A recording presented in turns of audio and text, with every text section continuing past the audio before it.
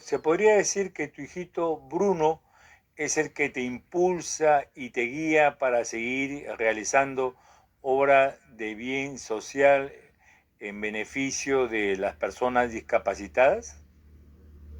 Sí, porque si bien es cierto, yo estudié en un colegio pues católico que ha impulsado los valores y principios, y mis padres también siempre, mi padre era muy solidario, ¿no? Mis padres en general, pero mi padre era muy solidario, extremadamente generoso mi papá. Entonces, pero como ejemplo he tenido eso, ¿no? Pero yo antes que mi hijo nazca con autismo, no era joven, pues mi hijo nació cuando tenía 21 años, pero no me había puesto a pensar en hacer labor social para personas con discapacidad. Es a raíz de mi hijo que conozco el autismo, la realidad que viven, porque inclusive cuando mi hijo tenía autismo y estaba vivo, pues él estudia en distintos colegios y pues empiezo a ver situaciones en que la mayoría de familias con discapacidad, la madre está sola, ¿no?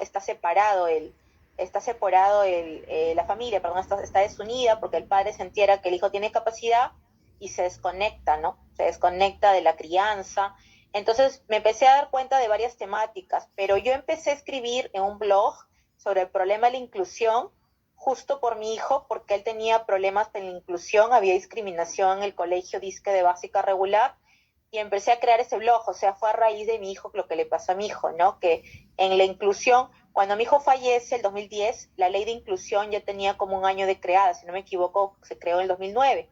Entonces yo traté de incluirlo porque él tenía autismo leve, entonces yo traté de incluirlo en un colegio básica regular, pero la discriminación de inclusive dos padres del aula con dos niñas, hicieron de que yo lo retire porque mi hijo salía triste, porque como no hablaba mucho y tenía autismo y no se defendía, le hacían bullying a esos dos niños y a esos dos padres también.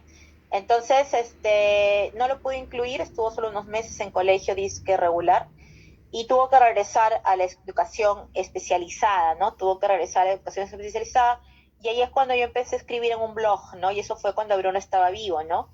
Pero ha sido a raíz de Bruno que yo conozco la realidad, ¿no? De las personas con discapacidad.